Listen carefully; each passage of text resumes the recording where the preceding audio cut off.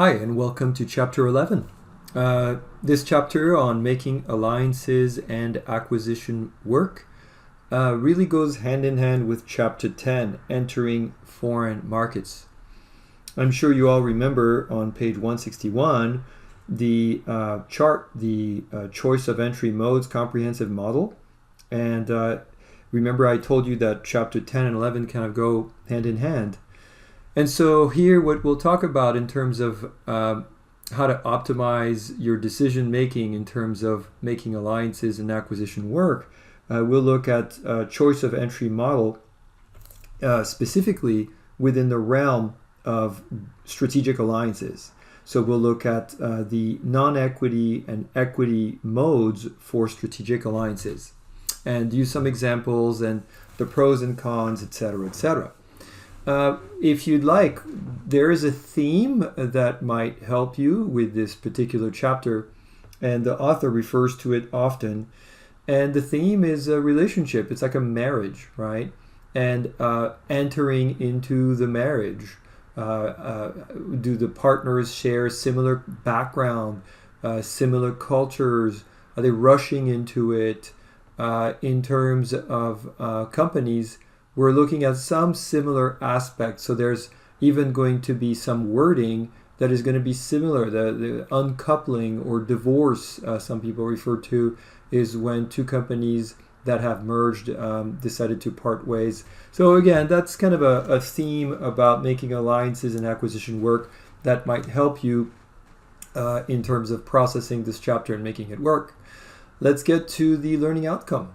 All right, so we'll look at defining alliances and acquisition. You will see there is a huge difference between alliance and an acquisition, and we'll look at the pros and cons of both. Articulate how institutions and resources influence alliances and acquisition. So now we're looking at each within the paradigm of the institution view and the resource view, and how they influence each. We'll look at how alliances are formed. I'll give you some examples, how they're dissolved, and also how they perform. We'll also look at explaining why firms make acquisitions in the first place. Do they have to? What's the decision, the rationale? Describe what performance problems firms tend to encounter with acquisition, and articulate what we can do to make global alliances and acquisitions successful. So the author has a great emerging market opening case on Etihad Airways Alliance Network. It's brilliant because what he's been able to show us is how a smaller airline in the Middle East has been able to really jack up its market share against the biggie by virtue of a lot of partnerships with other airlines. And so, of course, there's a case for it. So getting into alliances, let's get into some basic definitions. We're on page 169.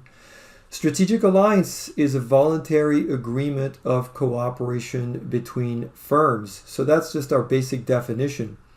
A contractual alliance is an association between firms that are based on contract. And this does not involve sharing of ownership. So now we're getting into equity, right? We're going to start looking at equity-based versus non-equity-based strategic alliances. The equity-based alliance is association between a firm that is based on shared ownership or financial interest. And there are several ways of looking at that. We have the strategic investment. One firm invests in another. We have the cross-shareholding, where each partner in an alliance holds stock in the other firm. And then we're looking at joint ventures, and this involves the establishment of a new legally independent entity. Remember, there's a big difference between a strategic alliance and a joint venture. However, a joint venture is a type of strategic alliance, but this particular type of strategic alliance is when two companies form a third independent company. a strategic alliance doesn't automatically yield that third company. It's the two companies working together, and that could be done in various formats. So what I've done here on the next slide is I'm bringing back from chapter 10, right? I wrote chapter 10, the choice of entry mode. And what I did here is kind of a refresher. So again, choice of entry mode, equity versus non-equity. Of course, equity or FDI modes. But if you look at that, you have a crossover here between the non-equity and the equity strategic alliances specifically, right? And so this chapter is going to be really narrowing things down and focusing on the contractual alliances as non-equity modes of strategic alliances and the equity-based alliances as, in this particular case, equity modes of strategic alliances, right? And, the terms are, we're not going to spend too much time on the definitions since we covered all of these definitions in chapter 10. What's important is that you understand that we're grouping everything as, again, contractual alliances as non-equity and equity-based alliances obviously as equity, as different types of equity-based strategic alliances. Now, let's look at the varying degrees, the variety of these strategic alliances. So again, we're looking at just what's within that, between the dotted lines over here, and we have this continuum. And we're going from market transaction to acquisition. Again, market transaction are contractual non-equity based alliances, and your acquisitions over here are the equity based alliance. So if you want to go for the loosest, least, the farthest away from equity, then you can of course go co-marketing, and then slowly the research and development contract, the turnkey project, we talked about those before, strategic supplier, strategic distributor, and then getting into the licensing and franchising. Obviously, even though we're getting closer to equity-based, we're still very much contractual alliance. If you remember, a franchise is a type of licensing agreement, and obviously these are both contracts, right? And then we're getting into the strategic investment, all the way to joint venture all the way to acquisitions for equity-based alliance. So when you look at a joint venture, the joint venture has less equity in terms of alliance than the acquisition. I hope that you don't get too hung up on equity-based alliances, since we're going to be specifically or exclusively talking about alliances within that category, but a joint venture is of course a type of alliance. All right, let's talk about acquisitions and mergers, mostly known as M&As, mergers and acquisitions. As much press as they get, we love talking about them. They make big headlines for obvious reasons. We're talking about multinational corporations, worth billions of dollars, and for a couple of them trillions of dollars. And so of course it's big news when they merge, right? And so what's interesting though is that for as much as we talk about mergers and acquisitions, your author over here, I think appropriately is naming this particular section of the chapter acquisitions and mergers. Why? Because only 3% of all M&As are actual mergers, right? 97% are acquisitions. So why shouldn't be A&M instead of M&A? An acquisition is straightforward. It's a transfer of the control of operation and management from one firm to another. You got the target firm and you got the acquirer, right? The example that I'm using here is from your author, and that's the former becomes a unit of the latter. So once upon a time, Volvo, interestingly enough, was not wholly owned. Volvo belonged to Ford Motor Company. Ford Motor Company really diluted the brand, almost commoditized it, And during the bankruptcy, to avoid bankruptcy during the last financial crisis, Ford liquidated all of its known core brands, and so it sold Volvo to Geely, Chinese automaker.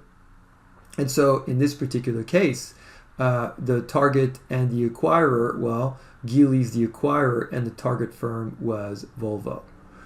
All right, the merger is a combination of operations and management of two firms to establish a new legal entity. And so you might wonder, well, why bother? If only 3% of M&As are merger, why even bother with mergers? Ultimately, all M&As really become acquisition, ultimately. Very rarely do they not. And sometimes that's to please antitrust regulations, And so maybe you know that the acquisition is not going to pass the smell test with Department of Justice antitrust, at least in the US, or with the European Antitrust Commission. And so maybe the companies will start off as a merger, make that palpable, and then later on convert that slowly into some form of acquisition, where one becomes the acquirer and the other becomes, or I should say, the dominant. And so a combination of operations and management of two firms to establish a new legal entity. Now, let's talk about the variety of cross-border mergers and acquisition. So you have, in this case, as we said, it could be a merger or an acquisition. Again, why bother with a merger? Well, if you decide to go with a merger, eventually you could consolidate where you have equal mergers, or like I said earlier, the mergers, eventually one firm survives and there's a statutory merger, which kind of, eventually gives you the same outcome as if you just had acquired the firm, but you're going through a different vein to do it. In terms of acquisitions, let's see what happens here. You really have two ways to go. You're either going to acquire a local firm or a foreign affiliate. What we find out is that in terms of long-term success, local firms have a greater percentage of success rate than a foreign firm. And as we discussed at the beginning, merging of the companies is one thing, but mergings of the culture is another thing. So we usually call it the merging of the four cultures. In this case, think of two companies, each has its own corporate culture. But if you're talking about a foreign affiliate, then of course you have to deal with the national culture. So when we mention the merging of the four cultures, that's exactly what we're talking about. Two corporate cultures that are different and two national cultures on top of that are different. Case in point is going to be the one that I'll be using here in this chapter with Daimler Chrysler, right? Very, very famous case study gone horribly wrong. If you're looking at the acquisition of a local firm, it could be an acquisition of a private local firm or privatization acquisition of a public enterprise. That in the United States, we don't see too much of that. In some countries, it's like a sport or a hobby. Of course, Venezuela comes to mind, but even Argentina and other countries that have nationalized. Russia, a lot of privatization after when the Soviet Union collapsed. All right, now getting into again our institution versus resource-based view. You're looking at the formal institution. I just touched on antitrust a few seconds ago. Siemens and Bosch, for example, on page 71, compete in automotive components and collaborate in household appliance. It's fascinating, right? Because you might think that, well, these are competitors, so of course they don't collaborate. But we're talking about multinationals that are very complex organizations with different strategic business units. And whereas perhaps they compete pretty heavily and violently in one category, they might actually work together in another, right? It's not uncommon. Antitrust authorities suspect at least some tacit collusion when competitors cooperate. So remember the tacit versus the explicit, right? The informal, the normative, and cognitive pillars. Here you're looking at these two companies in terms of institution-based view, what is going to put pressure on what's actionable with alliances and acquisition within the informal institution, how they operate, the corporate culture, etc., or the culture, the national culture. Then for the resource-based view, we're back to our old friend, the VRIO, and so we'll go into a little bit of detail here in just a second, but that's going to be a biggie. Right now we're really getting into the VRIO for each of the areas that lead to that.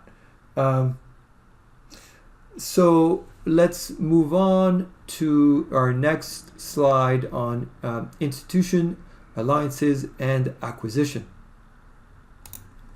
So the first thing we'll talk about here are the formal institutions. And so as we said, the antitrust concerns. Antitrust authorities favor alliances more than acquisition. We touched on that a few seconds ago. Case in point, American Airlines and British Airways were blocked as a merger, but eventually they were approved as an alliance. Entry requirements. Certain governments limit the formation of acquisitions with foreign firms and favor acquisition with domestic markets. In terms of the informal institution, the normative pillar, firms copy other reputable organizations to establish legitimacy. For the cognitive, internalized, taken for granted value that guide alliances and acquisition. I touched on that just a few seconds ago with the corporate culture or the rules.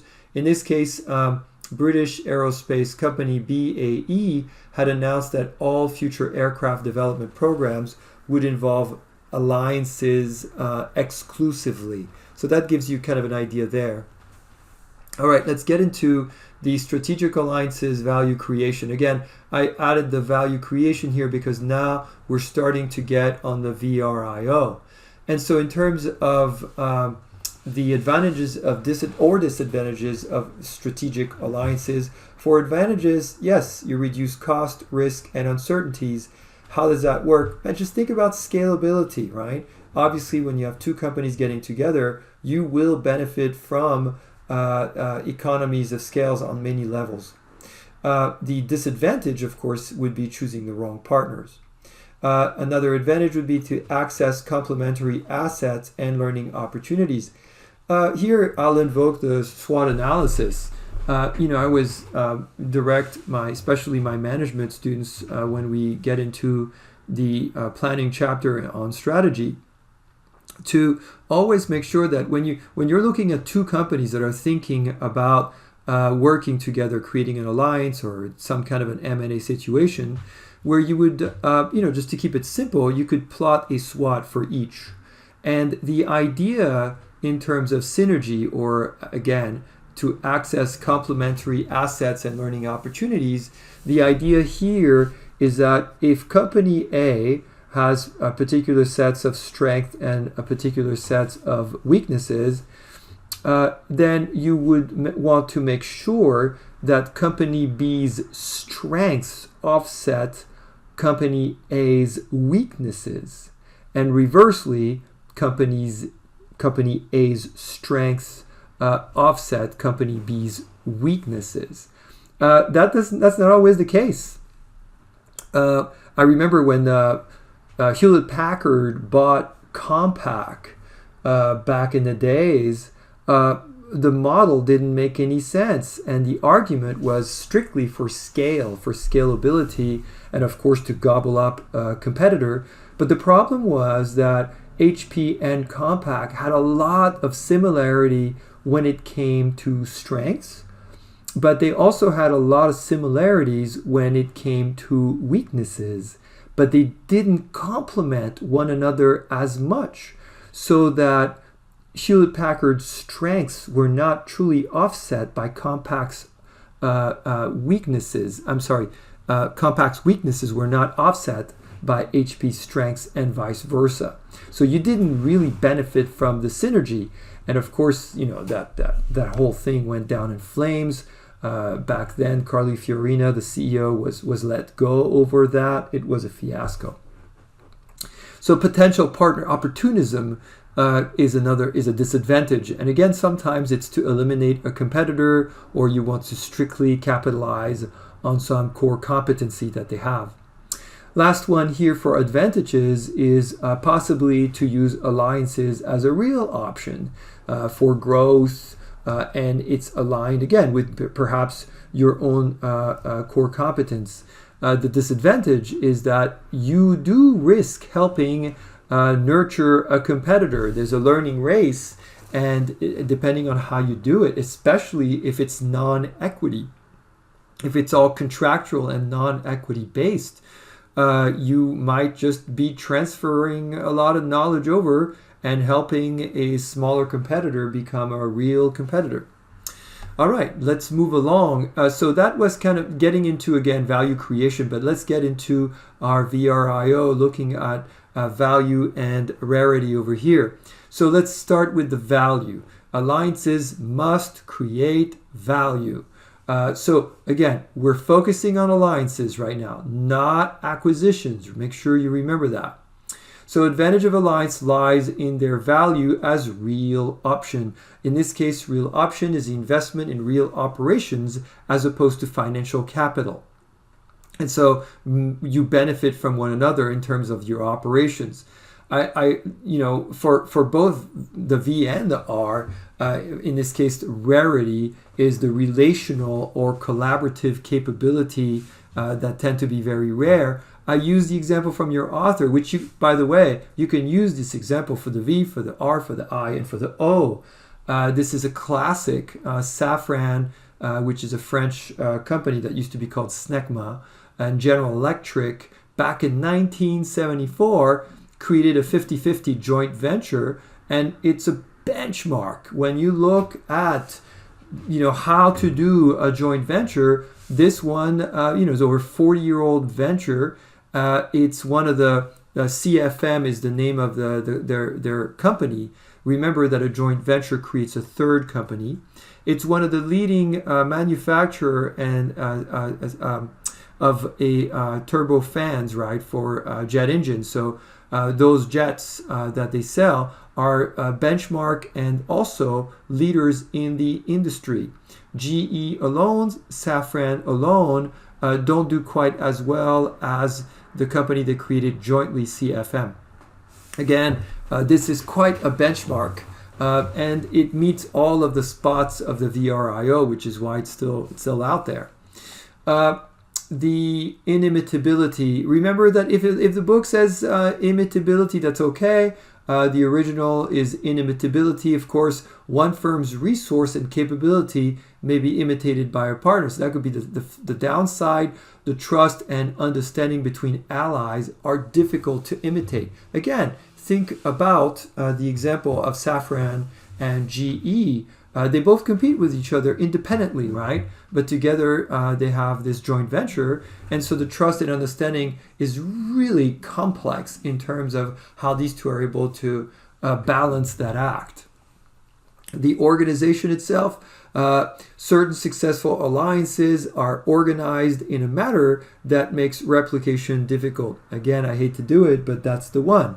So CFM is that example. There's others, but that's one of the oldest, longest standing JV out there, and like I said, a benchmark. So that's it for alliances. Now let's do that VRIO again, but this time let's do it for acquisitions. And so what do we have? Value. Well, first, this is sobering. Nearly 70% of acquisitions fail. Shareholders of target firms are the only identifiable groups of winners. Typically, their stock goes up as it gets absorbed. Rarity. Acquisition adds value only if one or all of the firms involved possess rare and unique skills to enhance the overall strategy. So Lenovo was able to find, Lenovo, I'm sure you're all familiar with it, Chinese giant now. Lenovo bought IBM PCs in the industry, and the quote here from your author was that Lenovo was able to find treasure in the PC industry's trash by turning around IBM's former PC division. Famously, of course, the computer industry, when you look at personal computers, the PCs were commoditized, and a lot of companies just couldn't really add value by making personal computers. It was a race to the bottom. And so that's why they're calling it industry's trash, because it became IBM PCs, laptops became commoditized. And so what Lenovo did was superb in terms of that, and rare. All right, so moving along with inimitability, firms that excel in integration post-acquisition possess hard-to-imitate capabilities. I mean, that's a mouthful, right? So firms that excel in integration after acquisition possess hard-to-imitate capabilities. In terms of the organization, merged firms must be organized to reap the benefit of acquisition while minimizing the cost. And they have to focus on strategic fit and organizational fit. I mean, look at these two logos, Sara Lee, right? Bread, baked goods, etc. Look at this one, Coach, leather goods. Do they fit? Do they have a lot in common? Not really, but yet in '85, Sara Lee decided to buy Coach leatherware. Fast forward in 2000, Sara Lee, sold Coach. In fact, Sara Lee is, vague memory now as a company. It's now just a brand that has been absorbed by a company that has been absorbed by another company. And so that's that. Now, forming alliances. As you decide to form an alliance, there are several phases. There are several stages there, right? So we're on page 176. I use the famous Renault, Nissan, now Mitsubishi. Nissan did an alliance with Mitsubishi, but back in 1999, the Renault-Nissan alliance was created. To give you a little bit of perspective, Nissan in 1999 was untouchable. Nobody wanted to get anywhere near that company. It was dead. It was bleeding money. And a lot of big automakers just didn't even want to go near Nissan. And so Renault thought, we're not going to buy it, but we can benefit from this relationship together, right? Renault wanted to have a presence in Asia. Nissan had the presence in Asia. Nissan wanted the presence in Europe and other places, Latin America, Africa, and Renault had that presence. And so they created this alliance in 1999. And since then, the Renault, Nissan, Mitsubishi is one of the leading light vehicle manufacturers in the world. It's the second electric vehicle manufacturing group in the world. It was only recently beat by Tesla. It was for many years with the Leaf and other cars. The Leaf is the one we know in the US, but there's tons of other models in Europe, etc. And so it's just been when you in business school that we have a lot of case studies, and the Renault Nissan is always one of the go-to case studies that you will have to deconstruct and digest when you try to understand benchmark alliances in the industry. And so let's get to step one. So the first stage is a firm decides if growth can be achieved through market transaction, acquisition, or alliances. That's the first step. And so in this case, it has to confront competitive challenges independently to grow by pure market transaction. The drawback of acquisition makes alliances a better option. We talked a lot earlier about the drawback of acquisitions. In the stage 2 and 3, For 2, the firm decides whether to take a contractual or an equity approach. This is again, a review from what we just talked about. The driving forces are shared capabilities and direct monitoring and control. In fact, on these case studies, it got to be fascinating to see because there was actually a cost for Nissan to have this alliance with Renault. Whereas Honda, for example, and Toyota benefited from a lot of government help from the Japanese government help, right? In ways of subsidizing risk. You remember that from previous chapters, I'm sure. Remember the decision matrix that we used for Boeing and Airbus, right? Whether or not to enter market with subsidy versus no subsidy for Airbus. Well, in this case, if you think about Toyota with the hybrid technology, when Toyota launched the hybrid technology with the Prius, it did get a tremendous amount of help from the Japanese government. And so Nissan got some help from the Japanese government, but it was penalized a little bit because of its relationship with, of course, the French automaker Renault. And the problem is the competitors of Nissan were complaining, why do you want to subsidize someone who is going to transfer the technology to its partner, this French company that has that presence all over Europe? So again, that contractual equity approach can have unintended consequences and requires a lot of thought. Stage 3, based on the choices made in Stage 2, the firm specifies a specific format that is either equity-based or contractual. Let's see. In terms of the formation, Stage 1, we decide, do we cooperate or not? And so if we don't, it's just going to be a simple market transaction, or it could also be a merger and acquisition. But if we cooperate, then how are we going to do that? So pursue cooperative interfirm relationship. Is it going to be contract-based or equity? Again, think back of the graph that I showed you. So you're going to recognize the rest here. If it's contract-based, these are our old friends from chapter 10. Co-marketing, R&D contract, turnkey, etc. And if you go to the equity-based, strategic versus cross-shareholding versus JV.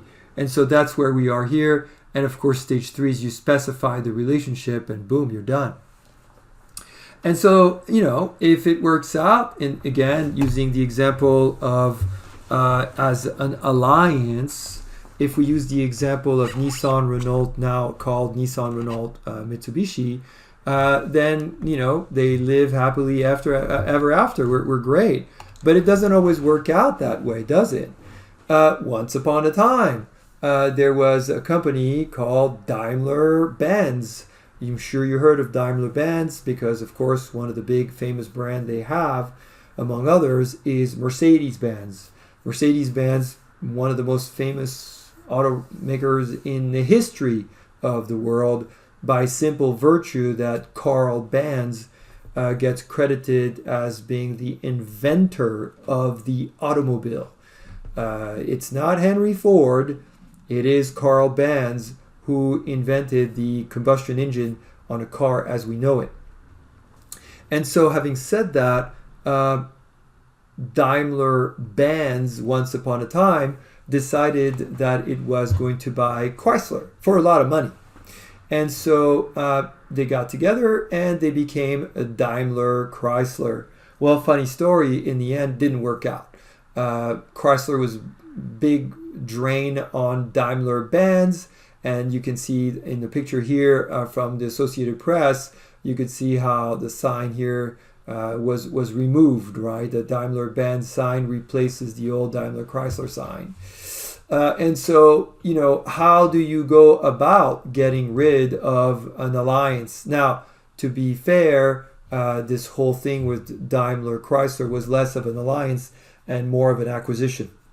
Think about it. Look at the alphabet, right? It was called Daimler-Chrysler, not Chrysler-Daimler. and yet the D comes before the C comes before the D. So if you wanted to do this in an equitable alphabetical way, it should have been called Chrysler Daimler, but it was never that. In fact, the company was really moved, headquartered in Germany and traded on the DAX, not New York Stock. So you initiate. You go, okay, look, this is not working out. So you initiate, and okay, maybe as you initiate, you think like, oh, look, we can still be friends and the whole thing, and you reconcile, or not, and then you go public, and one of the two companies will go public. And whoever goes public first tends to have a little bit of leverage, by the way. And then maybe there's a third party that gets involved and mediate, and then you go back and you're good again. If not, the third step is uncoupling. If there could be a last minute salvage, but if not, after uncoupling goes the aftermath, where maybe one company will go alone and maybe one company will go in a new relationship. Case in point, Daimler-Benz is still Daimler-Benz. It's gone it alone, whereas Chrysler was not able to survive on its own. Filed bankruptcy during the last recession, just bleeding money, all kinds of issues. And now, of course, Chrysler has been 100% absorbed by Fiat, right? So Fiat owns Chrysler, Jeep, etc. Dodge, you name it. And so that's that there. What are the factors that influence the performance of alliances? Equity, number one. Greater equity stake may mean that a firm is more committed, which results in higher performance. There's a term that's used sometimes. It's you've heard it maybe before. It's called to put skin in the game. It's used in real estate. Are you buying a house with just very little down, or are you putting 20% down? And the lenders are more favorable, of course, if you put 20% down or a big chunk of cash. Why? Because, quote unquote, you're putting equity, you're putting skin in the game. You have more to lose. You can't just walk away. So equity, again, it shows that you're more committed to making it work. Learning and experience. Firms need to learn from partners, and the experience is often used as a proxy. That experience from having learned from partners is going to influence the performance of alliances. I could think of the many examples I gave you just within a few minutes. Nationality. Difference in national culture creates strains in alliances. Talked about that earlier. That's why some countries actually favor alliances between domestic companies and really make it harder to create them with outside non-national companies, with foreign companies. And then lastly, the relational capabilities, firm-specific capabilities can make or break an alliance. And that's exactly right. When you're looking at these are the soft skills, the tacit stuff. This is the relational stuff that they don't even teach in business schools, really. But that's what's going to make or break it. That's the one. It's not all of the strategy. It's not all of the analytical. It's let's all have a seat at the table and let's play well together. And so what are the motives for acquisition? So let's look at institution versus resource-based issues. Synergy. Remember, we talked about that a little bit earlier. I used the example of the SWOT with one company's weakness offset by another's strength could be viewed as synergistic, right? You respond to formal institutional constraint and transition. So that would be the institution-based issue there. What's the resource-based issue? You leverage superior managerial capabilities, market power, scale. I talked about scale earlier when I give you the example of HP Compaq and other examples, and complementary resources. And so that's for that. Hubris. In this case, you're looking at hubris, which means, exaggerated pride or overconfidence, right? Really, really cocky. You think you're all that. In management, those of you who already took management, you will remember that some of the companies that have large market share think they're sitting on top of the world and are very, very risk adverse. Tend to not do well. They don't take risks. They They're just take a defensive role, and eventually they get beat up by somebody else. And so you have to be very careful not to have that happen to you. You can't just act that way. If you do, well, then the herd behavior comes in. Everybody follows each other. B of A was the first company to have a partnership with another bank in China. After they did that, within a year, a bunch of other American banks followed suit. And then a few years later, B of A realized this was never a partnership of equals, and they pulled out of China, and so did a bunch of other companies. So don't just follow the herd. And then for the resource-based issue, it could be just the manager's overconfidence in their capability. In terms of the managerial motives, the institution-based issue here is self-interest actions such as empire building, guided by informal norms and cognition. I could go back to the auto industry with that example and use two companies. If I use the example of Ford Motor Company once upon a time, in fact, we could even use, well, let's use Ford Motor Company. They decided to go on their shopping spree. They bought Volvo, they bought Land Rover, they had controlling interest of Mazda, they bought lots of other companies I can think of now. Even Hertz Car Rental for a while they owned. And that all backfired, in fact, because they, Jaguar, I don't know if I mentioned Jaguar, right? They own Jaguar as well. Aston Martin. They had Aston Martin. They had Land Rover.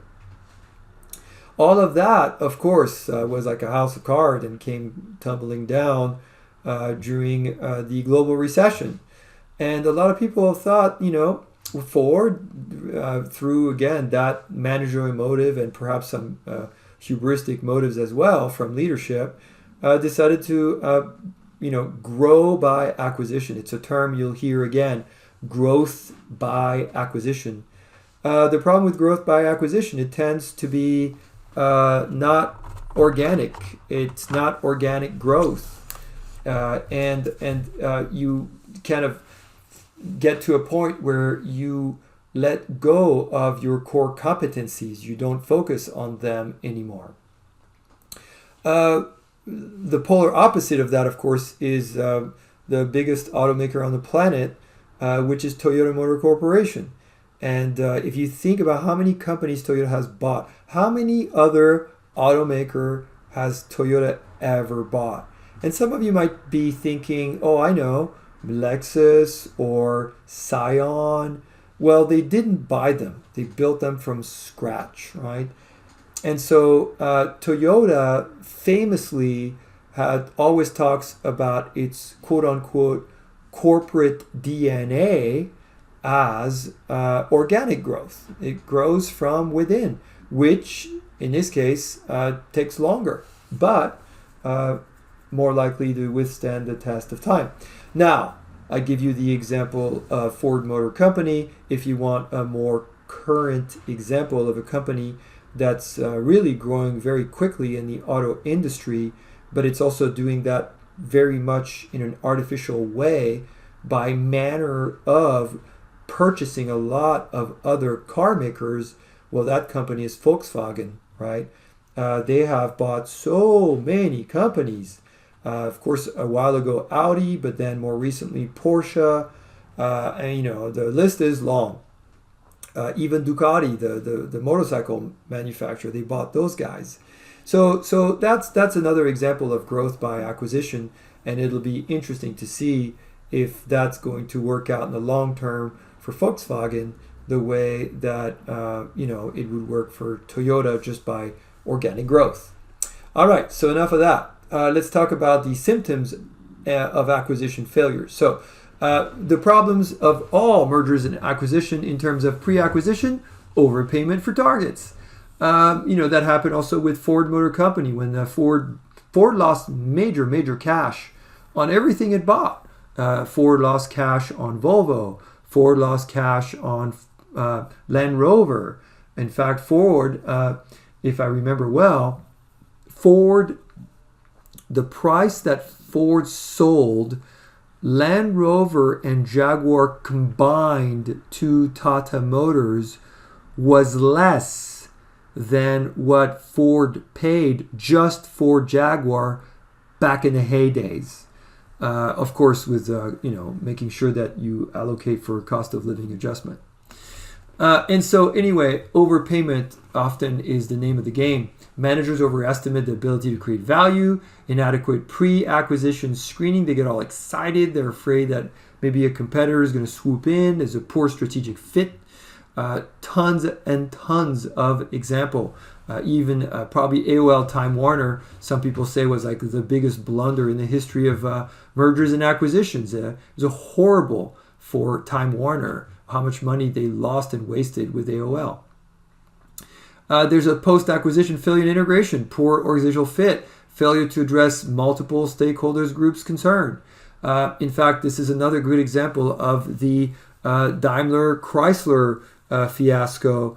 The shareholders of Daimler-Benz, then Daimler-Chrysler, were about to sue the company over how much Chrysler acquisition was hurting the brand and the company, which had really been the impetus for Daimler to spin off and sell Chrysler.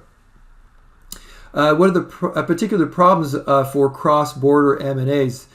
In this case, again, we're talking about international M&As, not as much national. This is for all. So lack of familiarity with foreign culture, institution, business systems, very, very common in the banking institutions with Japan. Many, even General Electric, for a while they had, GE was doing finance and banking and learned a really tough lesson about trying to, its luck in Japan. Nationalistic concern against foreign takeovers, political, media levels, and that's another, depending on the political climate, the country we're talking about. Right now, it's a big, big topic in Argentina with the Kirchner legacy, where didn't want foreign multinationals in Argentina, and nationalized actually a lot of them. In terms of post-acquisition for cross-border M&As, you're talking about clashes of organizational cultures compounded by clash of national cultures. Remember what I told you earlier, the merging of the four cultures, and then nationalistic concern against foreign takeovers, firms, and employee levels. I give you a case in point here. In 1998, Daimler-Benz paid $40 billion to buy Chrysler, 40% premium over its market value. This is from your author. And in 2007, Daimler-Benz sold Chrysler for $7.4 billion. Again, 98 to 07. We're not even accounting for cost of living adjustments. So destroyed 4/5 of its value there in that sale. Really overpaid for that, baby. All right, so what are the perspectives that determine the success and failure of alliances and acquisitions? In this case, again, institution-based view. Understand and manipulation of the rules decides the success of alliances and acquisition. And for the resource, development of firm-specific capabilities, improve alliance and acquisition performance, core competencies, VRIO, etc. What are the implications for actions? Understand and master the rule of the game governing alliance and acquisition around the world. And when you manage alliances, pay attention to the soft relationship aspect. Your author calls that the deal breaker, remember?